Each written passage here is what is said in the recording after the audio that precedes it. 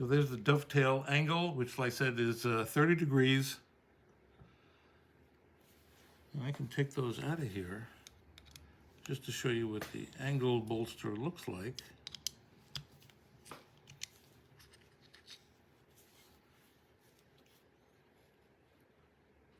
Are we getting that? Yes, we are. Very nice. So that's a 30-degree cut. And then I will do the exact same procedure with my handle material, which will slide under there with that nice angle. It just gives a different touch. So much for bolsters. Put the bolsters aside.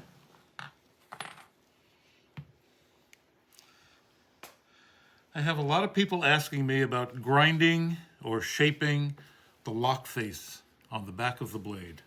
And that would be this portion right here. Let me get my pointer. Right here. And the lock face, for me, on my knives, I like about a 10-degree angle. The first thing I do with this fixture, remember this is on the milling machine, gets located on the vise of the milling machine, and this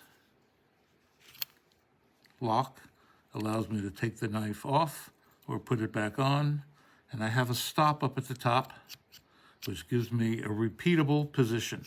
I can take the knife off, I can check it, put it back on, move it up to the stop, and then I'm going to turn it so I can see it.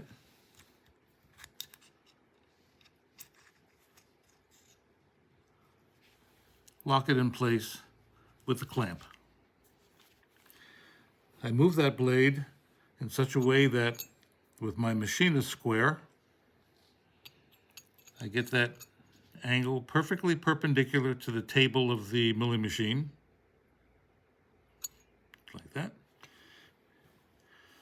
Move the entire unit with the hand wheel 125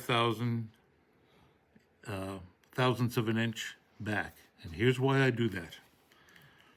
I'm going to form the lock face with a 3-inch diamond wheel mounted in the milling machine. It's going to go down and make a cut. I bring it up, just taking a little bit at a time, little bit at a time.